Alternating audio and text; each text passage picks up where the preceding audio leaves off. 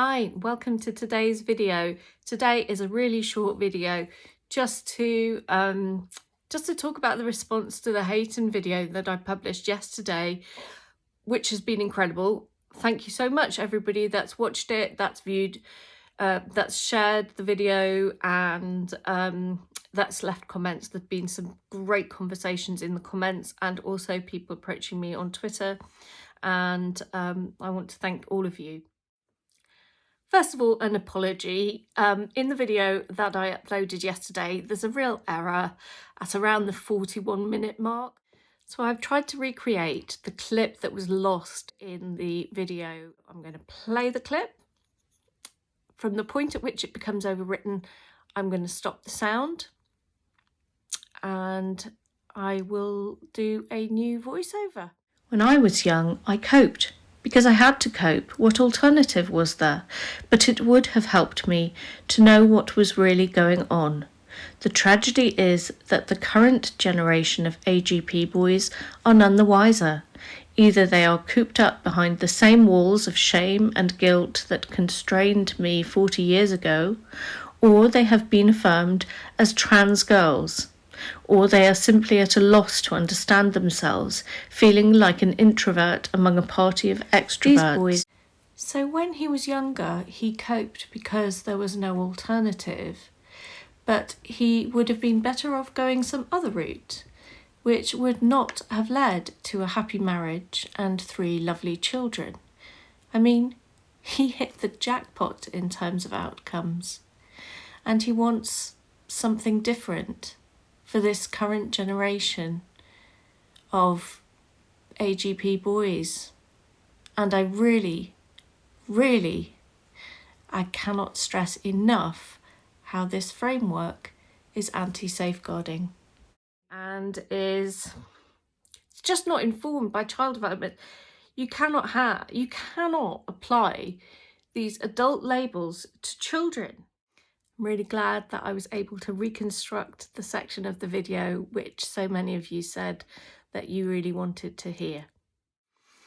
Other comments and questions that spring to mind. A couple of people have made allusion, what if this, what if that, what if there was a sexual undercurrent to this or that? And my response to these comments has been to be very, very consistent that what we're talking about in this video, first of all, is general safeguarding and child development. I'm not going to stray into what someone's particular personal circumstances were, because that's unnecessarily personal. We don't need to reduce it to that. We're talking in broad brush strokes here.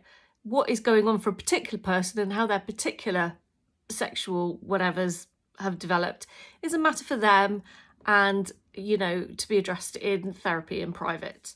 Don't even see why it's being published in a national publication. But because it is, it then becomes public. And, we then need to discuss it. And it is awkward because I'd rather not discuss someone's personal peculiarities.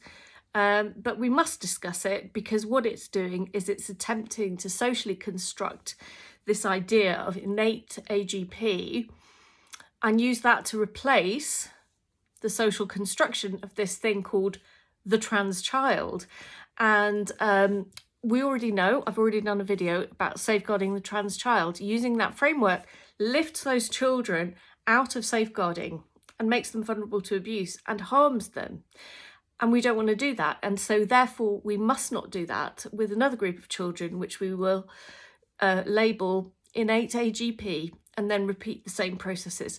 If we did that, we'd end up in this position in another 5 years' time with a load of surgical, medical interventions into young children that really should have been safeguarded. So I want to avoid that harm. People have been asking really interesting kind of psychological, philosophical questions. First of all, I'm not a psychologist. So I've studied lifespan development as part of my training as an occupational therapist. And obviously I've had children. I've done a lot of reading around child development because I've had children. So that's really my knowledge base that I'm drawing on, which is how I view this whole situation, which is safeguarding, lifespan development. So, you know, we cannot be lifting children out of safeguarding by projecting back into the past and saying, well, that child was showing an early sexual whatever. No, there may be instances where children are doing all sorts of unusual things which alert their teachers, their parents, and they then need to get a safeguarding referral on the go so that specialists can come in and help that child progress through the developmental stages and hopefully get them back on track, because what we want to end up with is functional adults when they grow up. I want to say to all the trans widows that I hear you and I see you, and you did not deserve what happened in your home. You married a life partner, you formed a family with them, you thought that all of the information you needed was being honestly provided, and you were contracting to spend your lives together in a certain fashion. There were significant aspects of that person's personal life that were being kept from you. And there was probably some kind of narcissistic manipulation of you, which is like, you know, boiling a frog, starting you off in cold water and then gradually heating it up. Because I know that you would not have agreed to marry an autogynephile if you knew what you would be expected to accommodate towards the end of that relationship.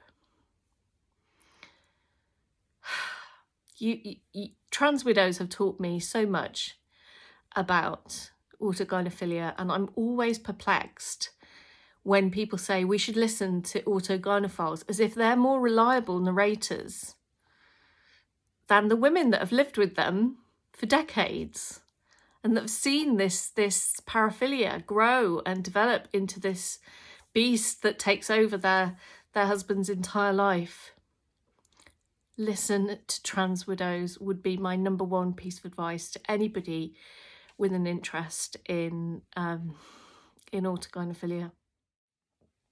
I also want to address a couple of people have said, why are you attacking Debbie Hayton? He's an ally, blah, blah, blah. I want to be really clear. I'm not attacking Debbie Hayton on a personal level. I have no personal feelings about Debbie Hayton. None. What I'm responding to is public statements, publications, and what they tell me about this phenomenon. So I've been really careful in my video that I've tried to be general rather than personal, because this is not a personal attack. This is an opportunity to actually analyse a phenomenon. I want to add, several people have said to me, what about Debbie Hayton as a teacher? What do you mean that he shouldn't be a teacher? And I want to be really clear that I'm not being personal about Debbie Hayton. I would not allow any person with a paraphilia that is public to be in a position where children are bit players in the public display of that paraphiliac sexuality. And my feeling is that if you were to go to school every day and be in a position of authority in a classroom such that you can get children to call you Miss. I know Dr. Hayton doesn't do that because the children call him Dr. Hayton, but in other ways, he's suggesting to the children that he's a female. I would not allow these autogynephilic males to use the facilities for females. And yeah, I would support a really, like a very, very tightened up response to this scandal, where we really firmly define the boundaries of acceptable behaviour in our schools. It is not okay for teachers to have gender sexuality alliance or sexual orientation and gender identity club, soggy club, or any, none of that is acceptable. We had clause 28, which was a bad thing because it meant that a lot of gay teachers and a lot of kids that later became gay felt dreadful. And it was bad for the whole school environment because kids didn't understand about gay families, and when their family members came out, then that was awkward. We don't want to go back to this situation because sexuality is part of the normal distribution of humanity. It's found in every culture. It's also found in many, many species of animal. We know it's a natural variation. This fetishistic behaviour is not distributed equally across cultures. It is not distributed among other species of animal. This is why we know that this is not a natural variation. This is some kind of weird response to our very, very complex human societies, human relationships.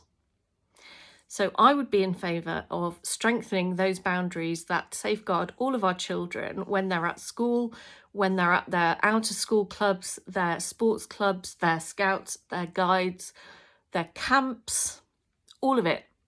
And I would say that nobody who is publicly advocating for any paraphilia, transvestic fetishism, zoophilia, paedophilia, sadism, masochism, I've forgotten all the rest of them, like objects, shoes or rubber balloons, any of it, absolutely none of it. If you're a teacher, then your personal life should remain personal. It's enough for children to know that you have a husband or you have a wife or you have a partner, that you have children, that you have a dog. That's fine. Beyond that, children shouldn't know. It should not be coming up in the classroom. If it is, then the classroom is being used to deliver something for you rather than something for the children. And that's not right. So I would hope that once we get all of this mess sorted out, that we will return to a time at which teachers are very, very clear on the difference between their professional public persona and their personal life. And I will hope that head teachers, local authorities, boards of governors will wise up to this situation. And I think they will. Lastly, I want to welcome all of the women and some men to another peak in your peak trans journey. Welcome. Come on over to the dark side. We've got cake and everything. Lots of women peaking, lots of women waking up, lots of people saying light bulbs are going on and things are clicking into place because of the video. You know, we are all being groomed all the time by advertising companies, religious ministers, politicians, like all of them are grooming us. What we're talking about here is grooming on a massive scale in service of these paraphilic males. And to escape this grooming is not easy. And being intelligent, being sensible, none of that seems to be a protection against this grooming. We are all vulnerable to it. And the only way we can know that we are not being groomed is through each other. And recognising our interdependence as a community, which means that sometimes we have to listen to people saying things that seem unkind, that seem combative, that may be interpreted as getting at somebody. We also need to be careful that we are not employed by this process of triangulation. You have in the triangle, you have the victim, you have the perpetrator, and you have the bystander. So often a narcissist will be the victim. He will say, I'm the victim. And he will point at somebody and say, that is the perpetrator. And as the bystander, we're encouraged to intervene against the perpetrator. We're encouraged to approach the perpetrator and stop them from harming this victim. This is a really common tactic used by narcissists, and it's something that's worth thinking about. When people say that people are acting like flying monkeys, this is what they mean. The narcissist will manipulate people into acting as his or her flying monkeys and going against somebody who is perceived to be a perpetrator by the narcissist. I'm not saying that they are a perpetrator. Clearly, they're not. This is just how so you know, the narcissist is very cleverly using this triangulation technique to draw in bystanders to fight on their behalf, to build social power, to support their stance, and also to silence the voices of people who challenge that. So if you've managed to escape from all of that, well done you. It is not easy. And if we are going to be kind to anyone, let's be kind to the women who apologetically come out of this grooming process and feel dreadful about not supporting other women when they said so-and-so is a narcissist or whatever it is, that were recruited into playing the bystander in this victimization triangle. Let's be kind to those women.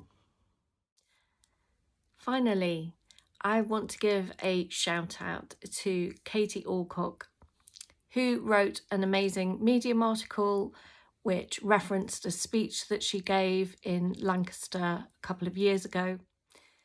Katie Alcock's article is called Young Children, Reality, Sex and Gender, and was published May 29th, 2019. Years ago. This article really lays out the child development issues, and I didn't read it immediately before making the video that I made the other day, but I did read it at the time, and it's absolutely certain that small parts of it will have lodged in there. So I really, really encourage everybody to go and read it. I'm going to tweet it out. I'm going to link the essay in the description box, and I want to say a really big thank you to Katie Alcock. It happens too many times in this movement. We're magpies, we're picking up ideas from everywhere, and it's always really, really good if you find that an idea has come from a source, to give credit to that source. So thanks for watching today's video. If you haven't subscribed yet, smash that subscribe button, leave me a like or a dislike, and join the conversation. Join in the comments. It would be great to chat some more with you. If you want to support me practically, thank you very, very much. My PayPal details are in the description box. It has been a great conversation. Let's continue it. Can we just agree to put child safeguarding first, above everything, and then everything else will be sorted out, I promise you, because the safeguarding framework will protect all of us. This is already worked out. The problem is we're not applying what we know. And yeah, that's what I think we need to do. So until the next time, take care of yourself, and I'll see you very soon.